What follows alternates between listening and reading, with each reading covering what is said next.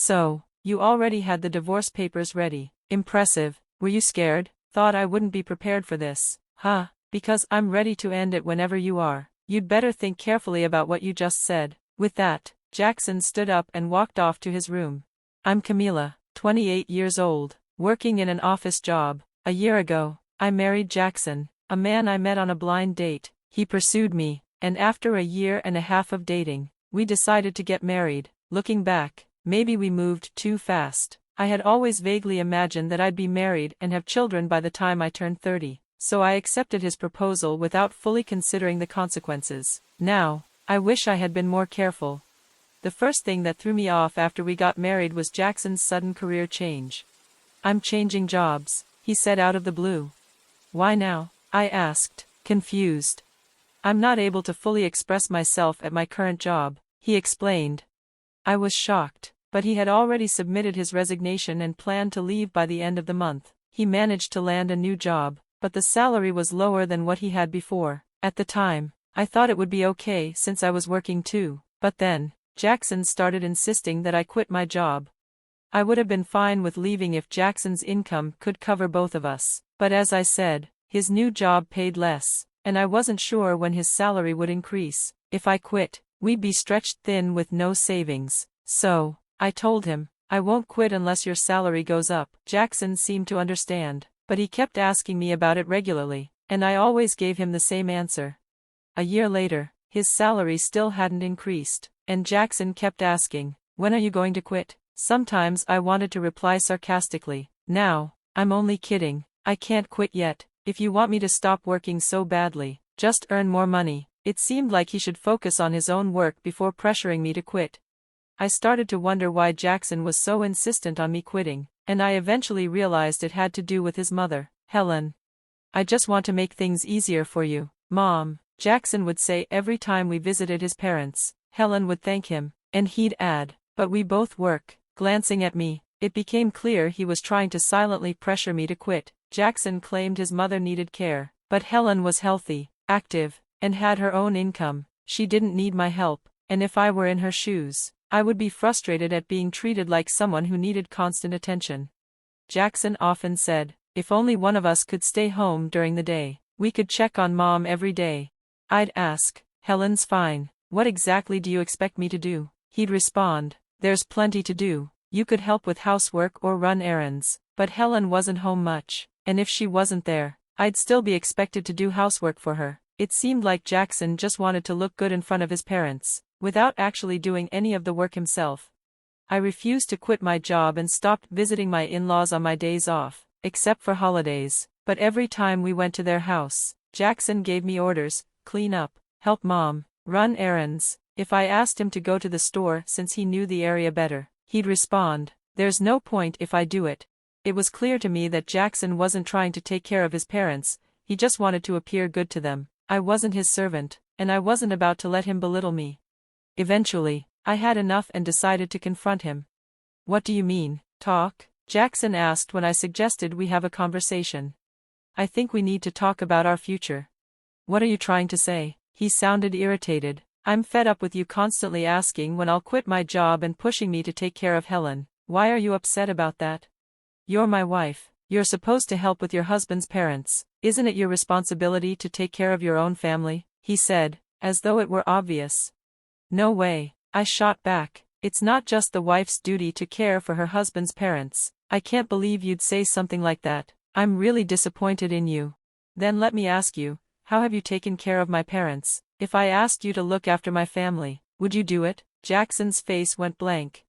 What are you talking about? The husband's family and the wife's family are totally different, he argued. Why does it matter? I shot back. What difference does it make? I can't believe you're this clueless. You're saying the wife's parents come first. The husband's parents should be my responsibility. You should take care of your own family. Is that it? I asked. So, you only care about your own blood relatives. You're disgusting. I'm not going to your parents' house anymore. Why would you do that? Jackson scoffed. Enough's enough. I'm sick of it, I yelled. In the middle of the argument, Jackson pulled out a piece of paper from his bag. Divorce papers. What? I stared at him in disbelief.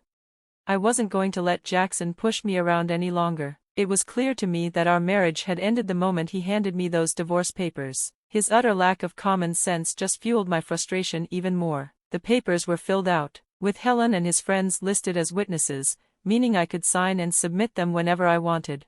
The following day, after Jackson left for work, I filled out the divorce papers and filed them at the city office, just to be sure. I also submitted a notice of non-acceptance for the marriage certificate. I called my parents and explained the situation. I knew that Jackson, likely expecting me to be too afraid to act, would try to file the marriage certificate himself once he realized I'd gone through with the divorce. My parents were shocked but furious about Jackson's behavior. They immediately offered to help me move out. Whenever I had paid leave, my parents came to help me pack and move my things to their house while Jackson was at work. For the first time in ages, I felt a sense of peace and comfort at my parents' place. Looking back, I realized just how much of the housework I'd been doing. I'd been working full-time while cooking dinner, doing the laundry, and cleaning during my days off. On top of that, Jackson expected me to take care of his mother, a task I never signed up for. That night, I received a call from Jackson. He must have just returned home from work. "Hello?" I answered.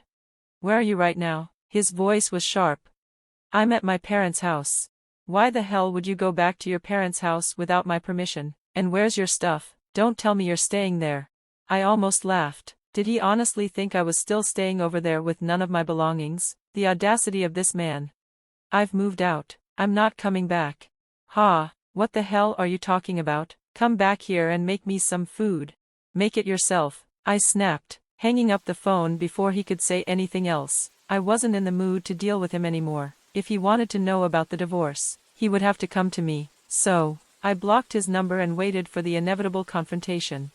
A week later, Jackson showed up at my parents' house, but he didn't come alone. He brought his parents with him. The three of them had stern expressions, and it felt like a showdown, 3 against 3. I invited them into the living room, and the tension was palpable. "How could you do this to me?" Jackson's voice was full of indignation. "You leave without my permission and without any of your things." "Well, maybe that's because you've been treating me like your housekeeper," I shot back. "I've just asked you to take care of my family," Jackson countered. His mother, Helen, glared at me as she spoke. "You always twist things to suit you. You just make excuses to avoid doing what's necessary. I've told you countless times that it's not what I meant." Jackson seemed to be losing control of the situation. What kind of wife doesn't help her husband with his family? My father's patience was running thin, and I could see his anger brewing. Before he could lose his temper, I turned to my in-laws and calmly addressed them. Jackson told me to quit my job, to help take care of Helen, and that it was my duty as his wife. But when it came to my family, he pushed me to handle everything on my own. Jackson wants me to do everything for his parents and take credit for it while he just sits back. He prioritizes his parents over mine and has said so many times. "But has he ever admitted that in front of you?" Helen was still glaring at me, but I noticed Carter, my father-in-law, looking at Jackson with a confused expression. It seemed like he hadn't heard the full story. Before anyone could say anything else, I pressed on, and it was Jackson who brought up the divorce papers, claiming it was Helen's idea. Carter turned to Helen, his voice demanding answers. "Did you suggest that to Jackson?" Helen stammered, clearly caught off guard. "Well, Camila has an attitude, you know." Carter wasn't having it. "Did you really tell him that Camila's parents aren't a priority?" Helen hesitated, but then muttered, "Well, it's normal for your own parents to be more important." Carter's anger flared. "Don't be ridiculous. You come to me asking for help because you're dealing with hardship, but the way you've treated Camila is nothing short of shameful. Don't use your parents to manipulate the situation." Jackson looked utterly defeated, shrinking under his father's gaze. Carter didn't hold back. He said everything I wanted to say to Jackson, and then some.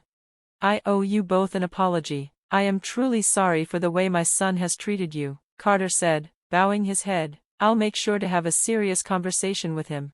I nodded, grateful for Carter's intervention. At least Jackson's father was taking responsibility for his son's actions. Then Carter added, "And as for Jackson, you were right to divorce him. I support you completely."